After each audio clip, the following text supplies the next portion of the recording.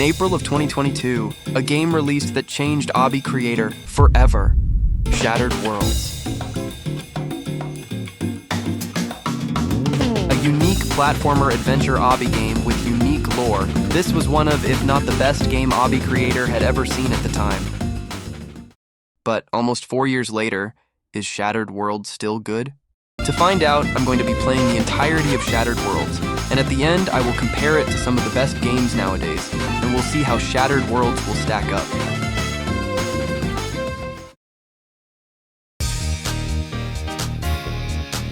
So the first world in this series is a really good introduction to what's coming in the later worlds. You basically start by collecting keys and stars, which is a core mechanic found in every one of these games. Once you get the key, you can make your way into the cave. In here there's crystals and collapsing rocks, but no worries, this part is very easy. Once you finish the cave section, you head your way down to the factory, which fills up most of this first world. Doesn't sound very gardening to me. You start with some very intense dialogue with this guy, and after that, you then navigate through these moving lava parts. Then honestly, I have no idea. Oh, you go to this jump pad that leads you into a push block section. The red lava kills the players, and the orange lava resets the push block. I honestly think this is a pretty cool mechanic that I'm definitely not going to steal in the future. Anyways, after making it through that section, you basically go into this totally not suspicious room. Then Mr. Flower Guy talks to you through a TV. I'm not quite sure about the physics on that one. Then he drops you into another section. This is basically a speedrun section, with a moving red wall chasing you through it. And after that, Flower Man drops you into another room, where he plans to kill you. He starts by attempting to push me off with a fan, and while he's doing that, he spawns in some lasers.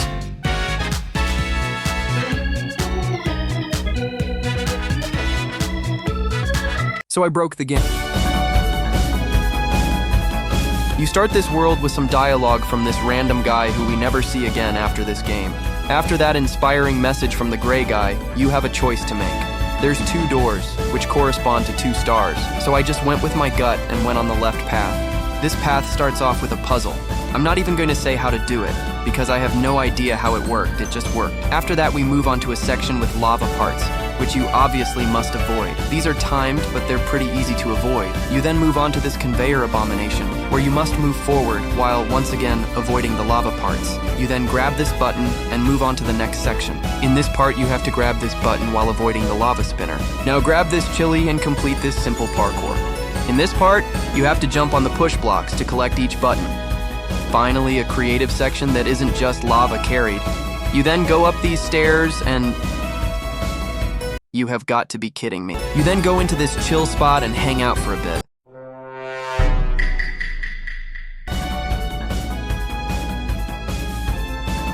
What's the time?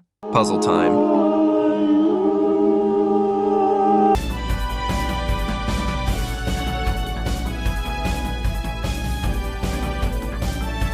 By the way, a battery. So you get the battery, charge it, and then twist the wire. After that dreadful puzzle, you jump on these fans and these lava parts and you get the first star. Now we go to the right door and we start off with this escape obby looking thing. Honestly, I remember this being a lot harder back in the day. We then have this spinning lava part, which I swear is impossible to avoid. And then we have this section where you have to spawn a slide for a push block to go down. Bro, I want to be a push block dude.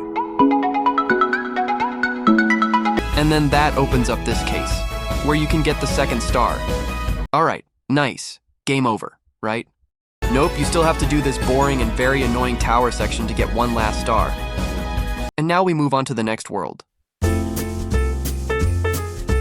Once again, we start off with some dialogue with this fella, and then, similar to the last world, we have to pick a path. I was originally going to do this path first, but, I mean, what is that? So I went with this one instead.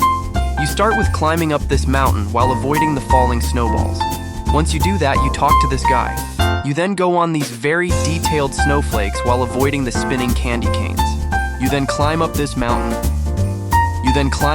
After that, you go up this tower, which is very crammed and annoying. And that's the first star. See, this is already way shorter than the last world.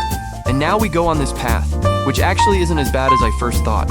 It's basically just a lot of moving platforms. Once again, physics. And after that, you walk on these very sketchy candy canes. And now we have to do this weird spinner section, which is actually a lot easier than it looks. And now we have possibly the coolest mechanic out of any of these games. You basically have to collect snowballs to create a snowman to grab this star. You collect them by doing certain obbies and puzzles. Once you do that, you get the final star in this world. But wait, it's not over yet. You are dropped into a boss fight.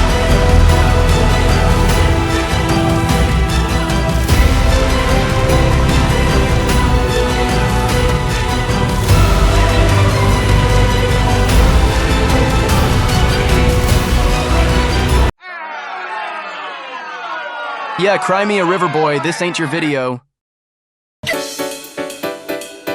After some dialogue from this fella, we start by going on these spinner parts, which leads to a button.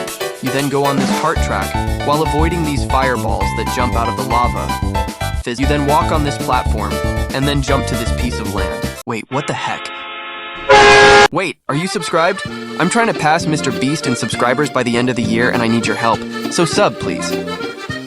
After getting this pickaxe, you break this door and move on to this section. And then we're introduced to one of the coolest mechanics in this game. You basically have to click these green things to spawn on a platform. I'm not even going to question the physics on this one because it's just too cool to... Yeah, I take that back, this section is really hard and annoying.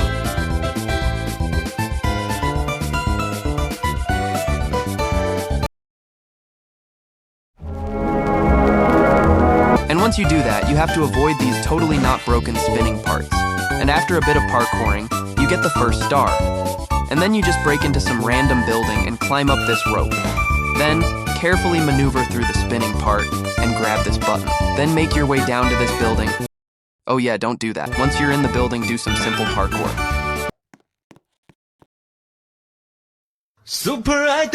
Then avoid this spinning part and these fans, and then hop on this moving part. While on the moving part, avoid these lava parts. And now, we're on something horrible. Something broken. This very hard section with a spinning laser with insta-kills surrounding it.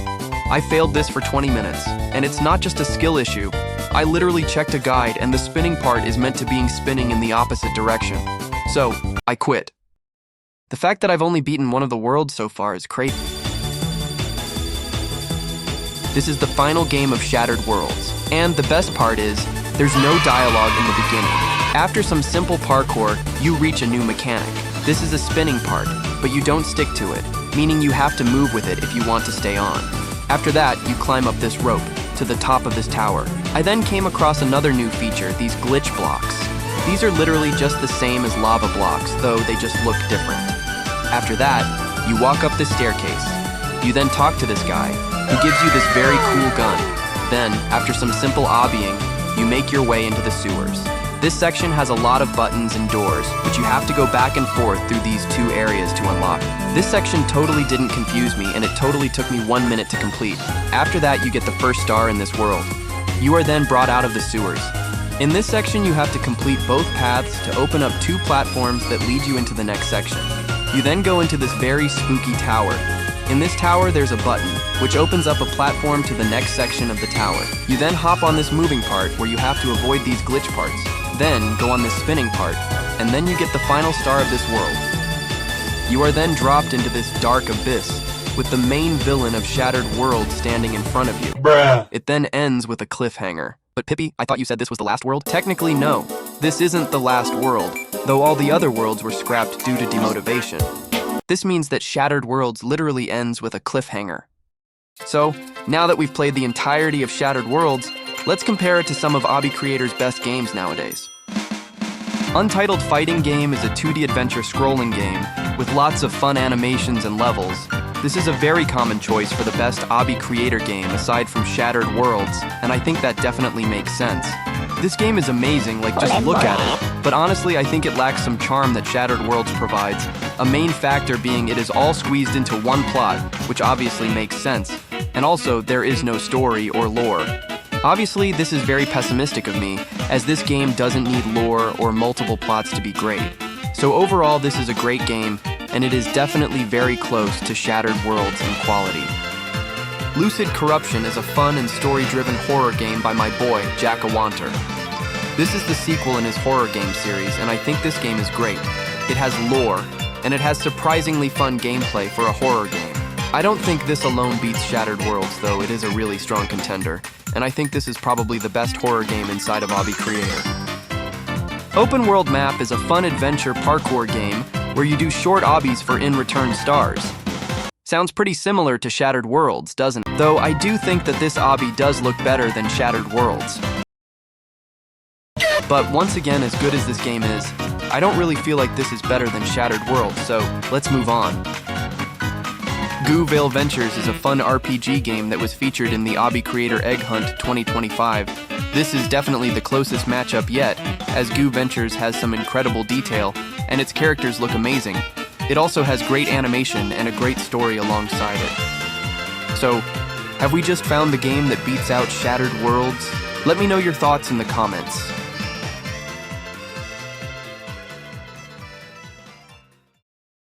In conclusion, Shattered Worlds is a game that changed the history of Obby Creator. Without it, people would build significantly differently, and overall, Obby Creator would be a way worse place without Shattered Worlds. And after carefully revisiting Shattered Worlds, only a few games nowadays beat out this great game. And since it's almost been 4 years since Shattered Worlds released, and barely any games can recreate and compete with its design, I definitely think that Shattered Worlds does hold up.